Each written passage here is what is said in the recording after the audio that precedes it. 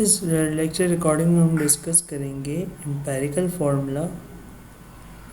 Formula का numerical. सही है। और इसमें हमें एम्पेरिकल फार्मूला मालूम करना है। तो एम्पेरिकल फार्मूला क्या होता है उसके पहले सबसे पहले क्वेश्चन पढ़ के हम डेटा बनाएंगे। और ये ERQ में आता है, क्लास 9 में भी आता है और क्लास फर्स्ट ईयर में भी आता है। A sample of liquid consisting of carbon, hydrogen, and oxygen was subjected to a combustion analysis 0.5439 grams of compound। यानी कि सैम्पल है तो आप यहाँ पे लिख दोगे मास ऑफ सैम्पल। तो मास ऑफ सैम्पल जो है वो हमारे पास 0.5439 ग्राम्स है। और ये इससे आपको मिल रहा है कार्बन डाइऑक्साइड का इतना मास, तो आपने लिख दिया mass of carbon dioxide. Mass of carbon dioxide है 1.039 ग्राम्स। और मास ऑफ वाटर आपने लिख दिया मास ऑफ वाटर है हमारे पास 0.6369 ग्राम्स। और आपको एम्पेरिकल फार्मूला मालूम करना है। सही है। तो सबसे पहले हम मालूम करते हैं इसमें percentage of carbon. Step number 1 में हमें परसेंटेज कार्बन की, हाइड्रोजन की और ऑक्सीजन की मालूम करनी है। तो find out percentage of elements, ये याद रखने स्टेप नंबर 1 है।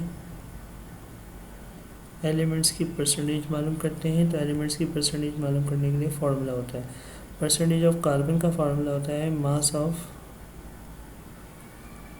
Mass of carbon dioxide divided by mass of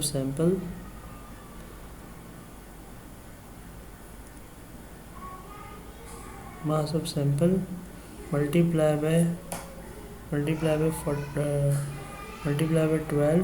divided by 44 multiply by 100। यह आपके पास परसेंटेज ऑफ कार्बन को फाइंड आउट करने का फार्मूला हो गया। तो सिंपली कर लेते हैं percentage of carbon. Mass of carbon dioxide जो है हम हमारे पास 1.039 है divided by mass of sample है 0.5439 multiply by 12 divided by 44 multiply by 100। तो हमारे पास डायरेक्टली हम कर लेते हैं, आप स्टेप बाय स्टेप करेंगे।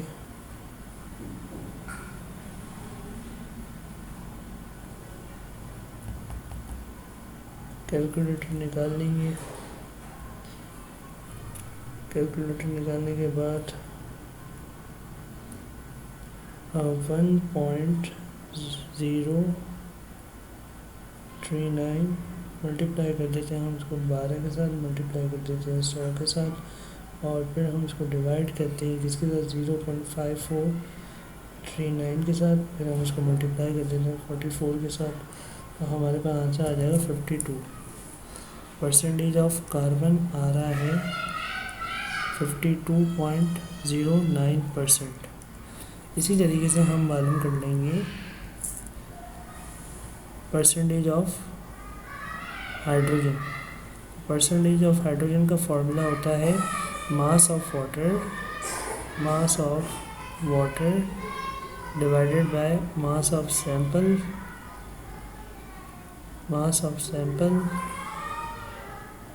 Multiply by 2 divided by 18 multiply by 100। यह आपके पास mass of percentage of hydrogen को फाइंड आउट करने का फॉर्मूला है। मास ऑफ वाटर कितना है? मास ऑफ वाटर है 0.6369। ये आप डेटा से लिख लेंगे। मास ऑफ सैंपल कितना है 0.5439 मल्टीप्लाई बाय आपने 2 किया डिवाइडेड बाय 18 किया मल्टीप्लाई बाय 100 किया। तो ये आपके पास परसेंटेज ऑफ हाइड्रोजन आ जाएगा। तो साइंटिफिक कैलकुलेटर है मेरे पास, मैं डायरेक्ट कर लेता हूँ, आप स्टेप बाय स्टेप करेंगे। 0.6369 मल्टीप्लाई बाय 2 मल्टीप्लाई बाय 100 और डिवाइडेड बाय 0.5439 मल्टीप्लाई बाय 18। तो यह आपके पास आ रहा है percentage of hydrogen percentage of hydrogen ये हमारे पास आ रहा है 13.01%। यह हमारे पास हाइड्रोजन की परसेंटेज आ गई। अब परसेंटेज ऑफ ऑक्सीजन भी फाइंड आउट करना है हमें, तो परसेंटेज ऑफ ऑक्सीजन के लिए फॉर्मूला होगा percentage of oxygen is equals to 100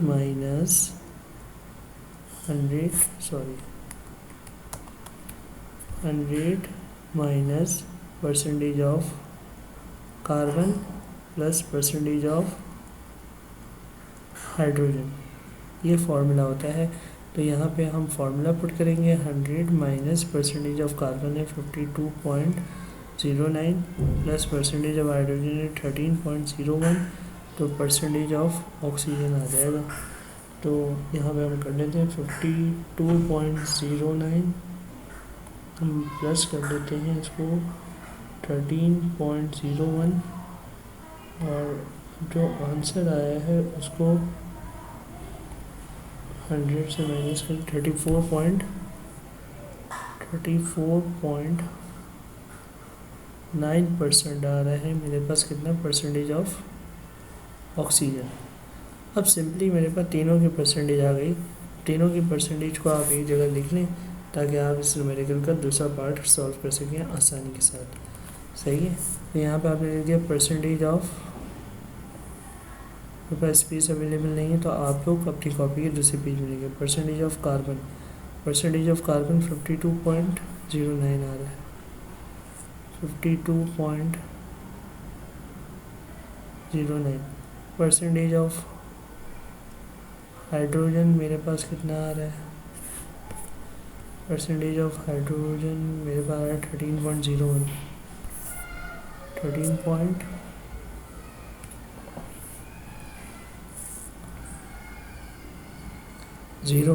percentage of oxygen मेरे पास आ रहा है 34.9। यहाँ पे आप चेक भी कर सकते हैं इन तीनों का सम 100 बनेगा, अदरवाइज ये गलत होगा। स्टेप नंबर 2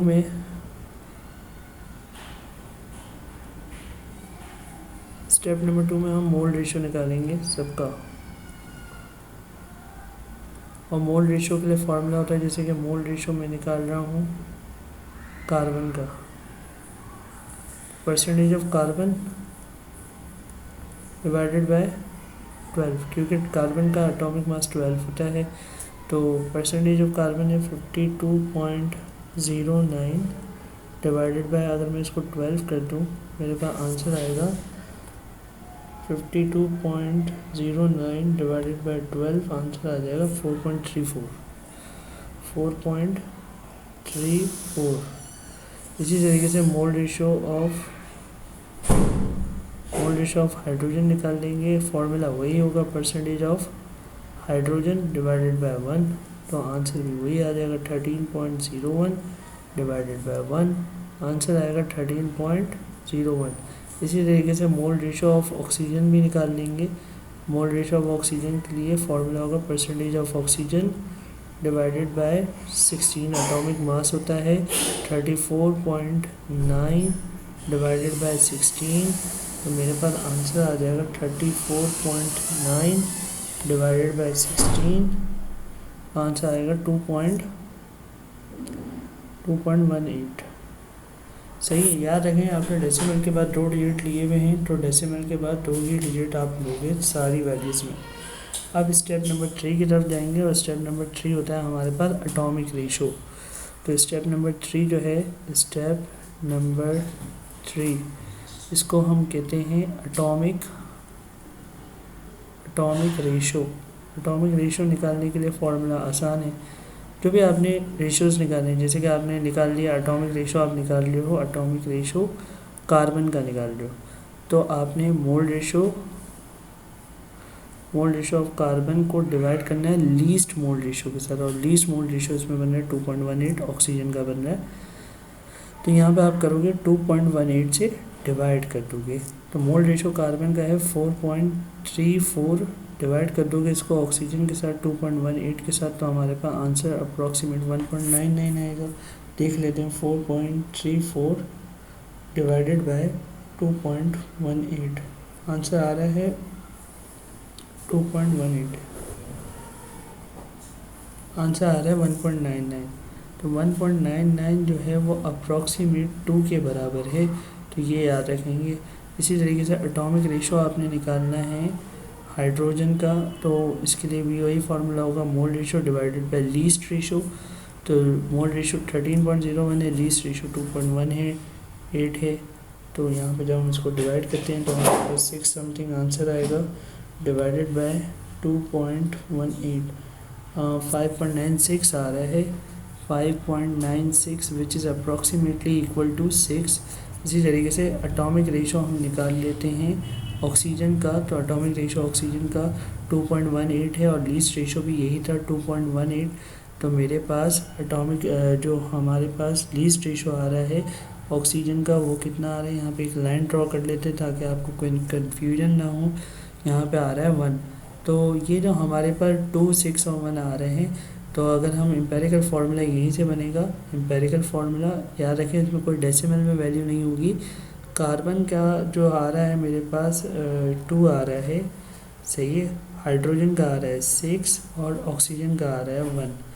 अब नेक्स्ट लेक्चर में हम देखेंगे कि अगर हमारे पास एम्पेरिकल फार्मूला हो और मोलर मास हो तो उससे हम मॉलिक्यूलर फार्मूला कैसे निकालते हैं। Thank you for watching this video, take care, अल्लाह हाफिज़।